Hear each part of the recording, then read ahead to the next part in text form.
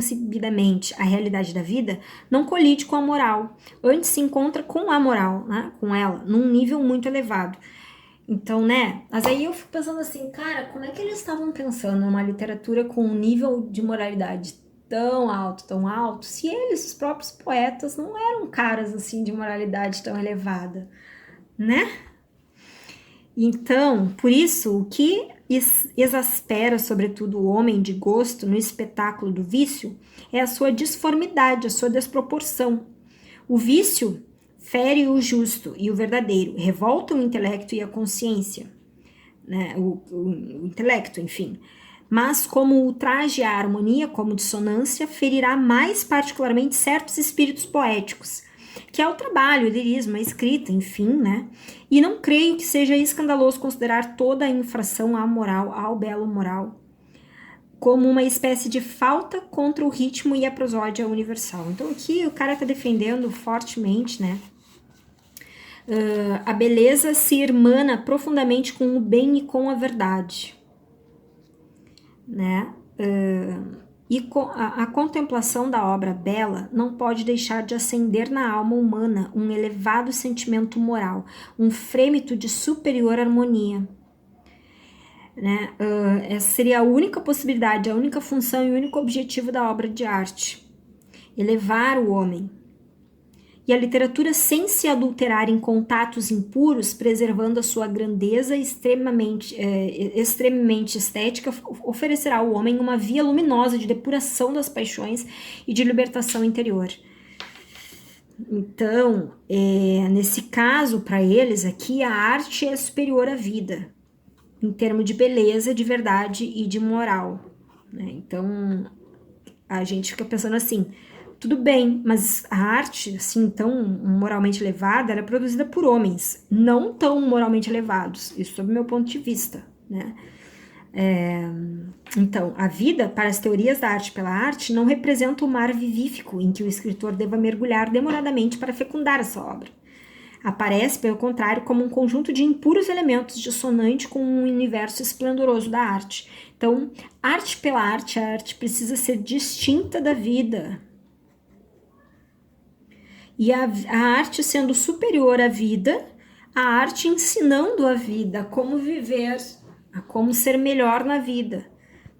Né? Então, eu não sei como que isso é possível aqui, né? Enfim, a gente lendo os poemas, né, os poemas de Baudelaire e tal, a gente vai meio que tendo uma ideia do que é que realmente estavam pensando, né? A literatura transforma-se num sacerdócio que não pode coabitar com os aspectos profanos da vida do escritor. O artista, para não trair o seu ideal, tem de matar, ou pelo menos de cloroformizar, o homem que nele também existe. Então é bizarro isso, gente. Isso é muito bizarro. Há porventura lugar para o homem num homem de letras, né? Então, assim, no caso, o poeta, pensa assim, ó, o poeta, é como se o poeta ele não pudesse nem ter essa vida mundana, moralística, o poeta não pode ter nada além disso, porque senão ele vai se contaminar com esses moralismos, assim, e isso vai impregnar a sua poesia. Então, como é que vivia o poeta naquela época? Isso é uma coisa assim, gente, bizarro demais. Né? Sabeis como um homem de letras se prende a uma mulher, sabe? Para estudar a tempestade, nós não vivemos senão os nossos livros. Outros dizem, eis uma mulher, nós dizemos em um romance, né, uma literatura. Então, assim, é como se a literatura, a arte, a poesia, enfim, ela estivesse acima de qualquer coisa, tá assim, acima, né? A paixão pelo texto está acima das paixões mundanas deles. Eles teriam que ser superiores, inclusive, a esses vícios, a essas tentações. É como que dissesse assim, para produzir a arte literária, a poesia, ele tem que superar as suas próprias tentações, né? E aí, o artista, ele não se mantém... Quando o artista não se mantém fiel a este rumo e se deixa enlear pelas solicitações da vida, como qualquer homem vulgar, o fulgor do seu destino de exceção entra em inexorável declínio. É mais ou menos isso, então, né? Para eles não podem viver como homens mundanos. E aí Flaubert é outro cara que vem dizer, né, tenho ódio à vida, sim, a vida, e é tudo que me lembra do que é necessário suportá-la, eu só existo na arte, no texto, na poesia, e blá blá blá. Então, assim, é como se eles tivessem um negacionismo absoluto e se fechando num mundo que não serve a ninguém, não serve nem a eles, né?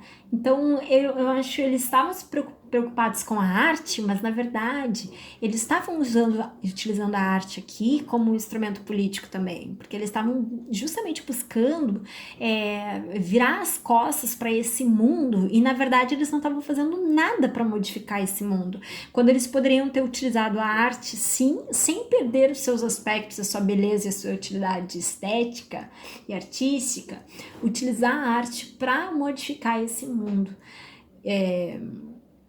Que seria mais ou menos a ideia da arte, engajada, né? A literatura engajada. E o que eu acho que seria muito mais profícuo para eles, né?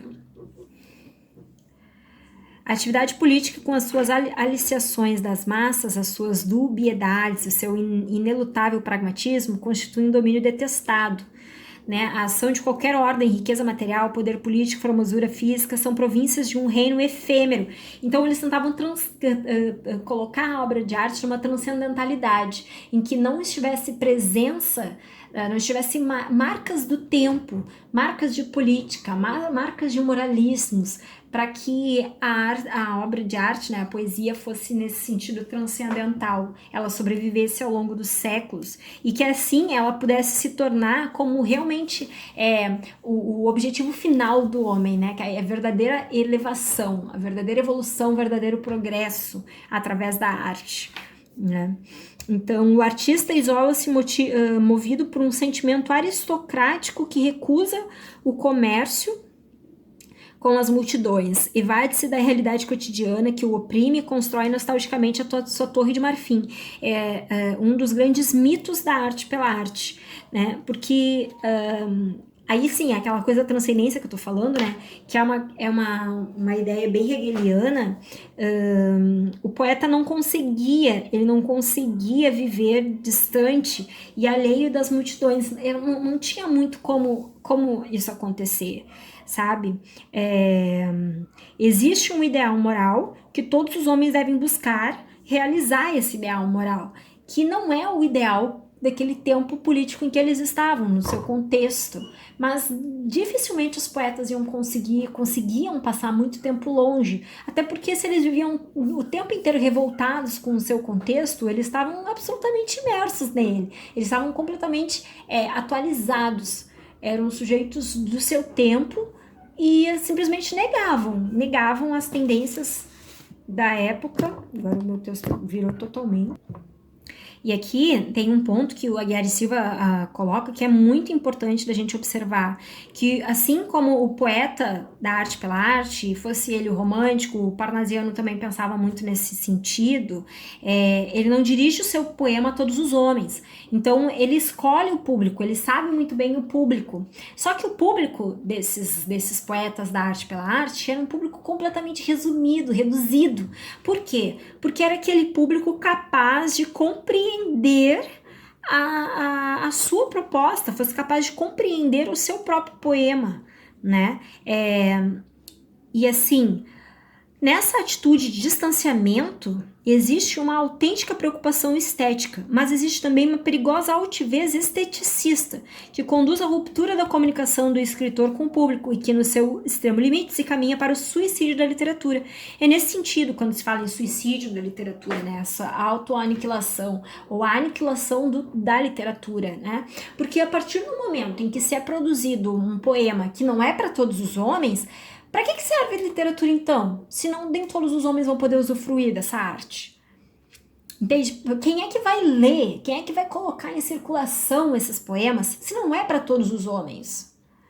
Se não diz respeito a todos os homens? E, no caso, assim, para dizer respeito a todos os homens, não é que eles tenham, não é que eles tivessem que utilizar as moralísticas da sua época, mas que eles tivessem que endereçar esse poema e aí eles tivessem que abrir o leque de temas, abrir as leituras possíveis do mundo, e não apenas sobre essa elevação moral e estética, e que assim, apenas os homens preparados moralmente para essa evolução, esse crescimento, enquanto os homens achavam que ter tecnologia e ciência fosse real progresso humano. Então eles estavam meio que se opondo, assim, sabe? Querendo dizer assim, tá, beleza. Então vocês ficam aí com essa tecnologia, ficam aí com essa ciência aí de vocês, pensando que isso é um progresso material, e a gente dá conta aqui do progresso moral. Só que vejam, não é para qualquer homem, não é para qualquer público essa poesia. Mas corria o risco de excluir tanto o fora e excluir tantos homens do seu tempo, que acabaria levando à aniquilação da literatura, né? Sem que, tirando, né, mantendo esse distanciamento das massas por muito tempo, desconectando a literatura com fora. E aí a gente começa a pensar, começa a realmente concluir que a literatura não funciona muito sem o fora. A tendência da literatura da arte pela arte, ela se degradou em algum momento da história da literatura, da arte, enfim, porque a gente acho que chegou à conclusão de que não é o único caminho e não dá para não dá para levantar bandeiras assim absolutamente excludentes da literatura engajada, dos aspectos extrínsecos da arte, enfim, do fora de modo geral, porque senão o fundamental não acontece. O fundamental da obra literária é o funcionamento. Precisa funcionar. Se toda essa ideologia aqui deles, certo? Que não era neutra, ela tinha os seus próprios princípios, tinha a sua moralística aqui também. Essa arte pela arte aqui toda, ela não funcionava, e levou um tempo até se perceber, mas percebeu que não funcionaria mesmo se ela persistisse nesse tipo de ideia, tá? Então, isso aqui foi só uma parte, tem mais, eu vou seguir aqui, e quem tiver interessado, fica ligado aqui, fica coladinho, que tem mais texto pra gente.